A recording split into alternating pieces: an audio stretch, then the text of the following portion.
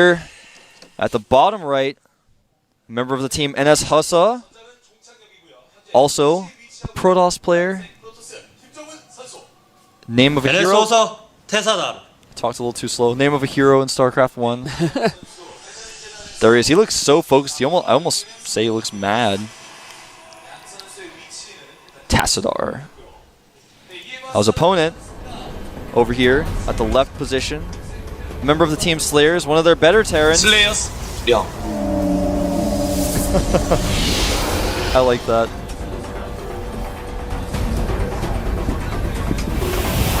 So, I wouldn't be surprised if we saw one barracks expand again from Ryung. If we do see that, though, he's probably going to put down an extra bunker just to be safe in case that comes through. Because even that one extra bunker would have made a world of difference there as well. Absolutely. Having that extra bunker or not making the reactor would have had a few more units out. He also didn't pull his SCVs appropriately. If he had just had one unit to see that big mass of Protoss units, he would have pulled more SCVs, started making another bunker at the very least, pulled his Mirage, controlled his Mirage maybe a little bit better. I think he just got caught totally blindsided. He just had no idea what was going on. Barracks is finishing up. Ryung not taking any gases, so he is going to be going for a one barracks expand again. The other thing is, I wonder if Ryung realizes exactly what happened. He did see the Nexus. I wonder how many gateways he thinks it was. He might have thought it was a 6 gate, because you do see a 6 gate timing attack. Pretty normal at that. And that's another thing to note about the attack of Tassadar. It wasn't an all-in. No. It was a pressure move. He made a lot of pylons when he realized that I can probably just end the game with this. But before that, only 4 gates. He didn't make any sentries, really, so he wasn't making that gas-heavy unit. So he could have just backed up, made a Forge, Twilight Council, teched up behind it. So really nice move. Ryung might have just thought it was a normal 4 gate. Or, you know, a 4 gate with a Nexus. He obviously scouted the Nexus. Yeah. So we do have that one rack expand coming out here from Ryung again. Yeah, making his command center at the natural once more. Very bold. We're at cross map this time, whereas last time it was top to left positions. That's going to play into any sort of timing attack that Tassadar wants to do. Zealot, of course, holding the ramp. If the SCV attacks him, though, he cannot hold. Just wanted to make a joke there. The Zealot always says cannot hold. But even so, if the Zealot wanted to attack the SCV, he wouldn't be able to hold it. Very fast. Fast. Twilight Council. Twilight Council. Right now, just making that Twilight Council off the 1 gate, very normal. He's going to be going into DTs. He's going to be doing what is called the DT expand. It's a Protoss build. Very fast DTs, control the map with them, force scans to be given. And if your opponent isn't prepared at all, sometimes you can just end the game, but you expand behind it, so if your DTs don't really do damage, you can hold the Nexus. Yep. The problem from there is that your opponent, if he tries to counterattack you because you don't have very many units, you have DTs, and if he doesn't have enough scans, he can't attack you, and even if he wants to attack you, it costs him a scan every time. It's not worth it. Yeah, it's not really designed to finish the game right there. Of course, if you have the opportunity to do it, but it's allowing you to expand safely and then keep the other player's macro as low as you possibly can. Exactly.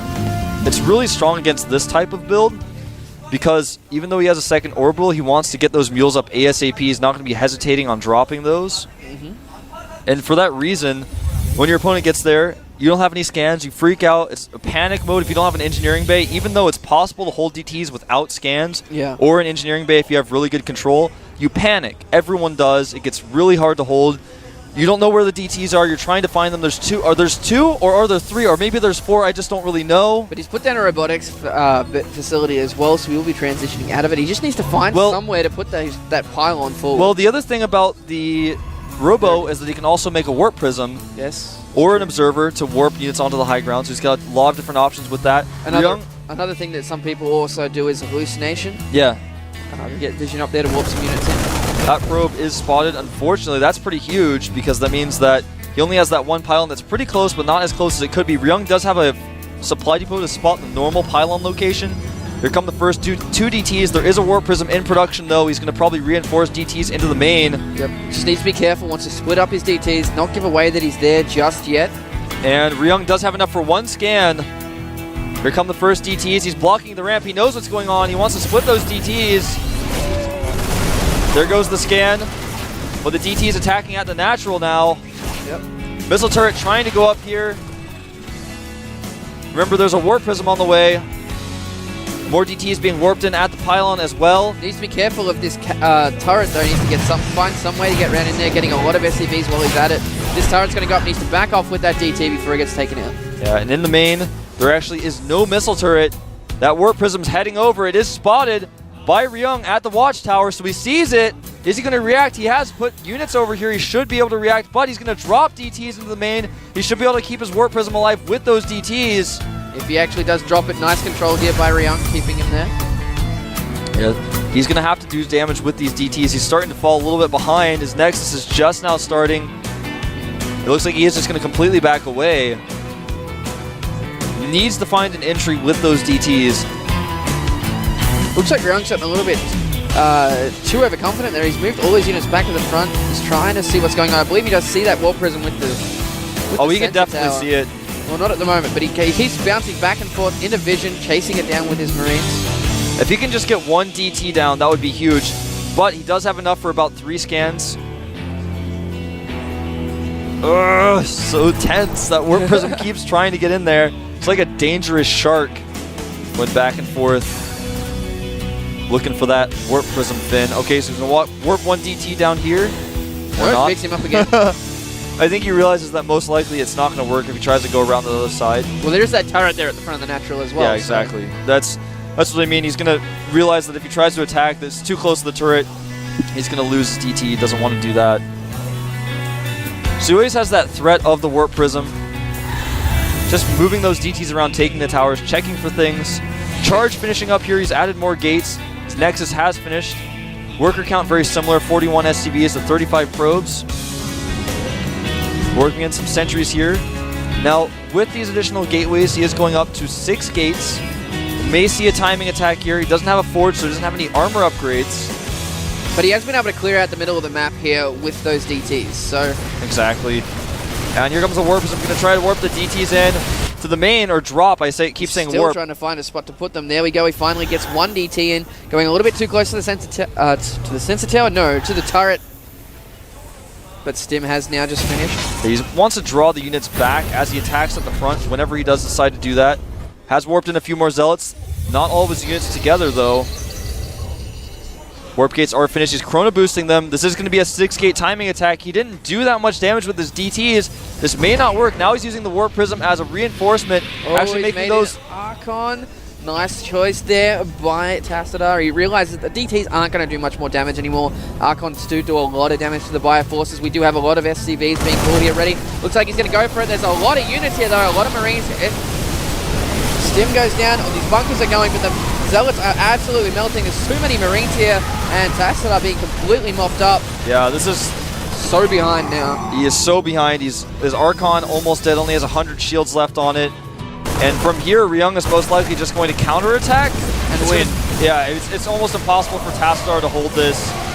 I like his move to decide to turn around and attack there. He wanted to get some more shots off on that Archon and possibly save the Archon in doing so as well. He was going to lose those units anyways.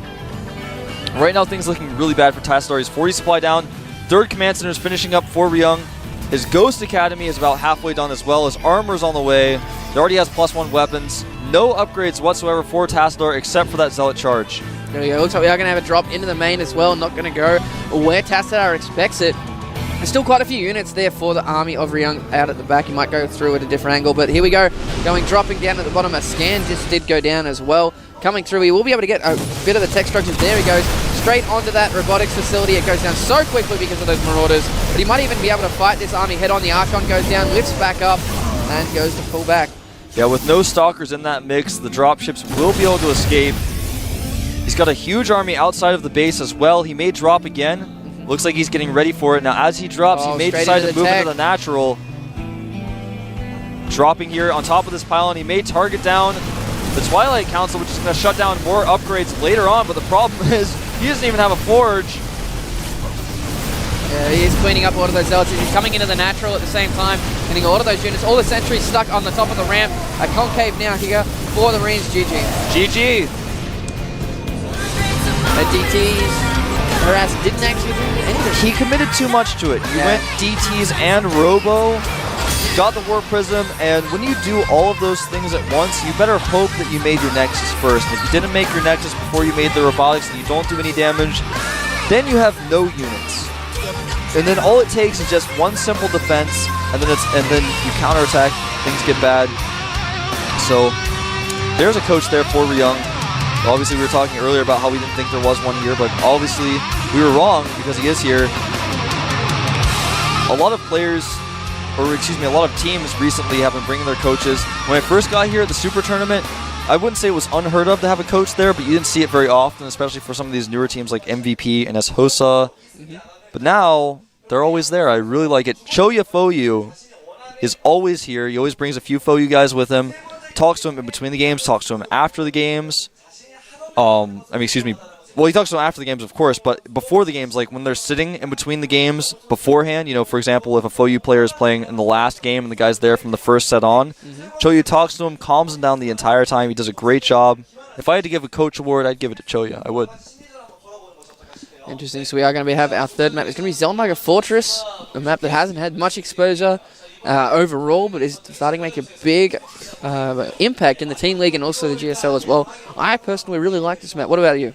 I like this map, kind of. The Zelmaga Watchtower in the middle is really creative because it's huge, but it blows up after 7 or 8 minutes. So I like that balance change to the map because that way the person who controls the Zelmaga Watchtower doesn't have total control of all the attack routes because that tower basically shows all the attack routes. There aren't that many bases on it, though. It's a pretty small map, so I'm not entirely sure how this game's going to play out. We may see another timing attack from one or both of these players.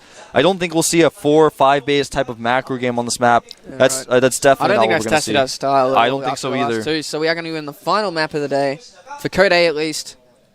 Are you ready for this unstable? Of course I am. Let's get into it. Let's get into it. Game starting now. Now.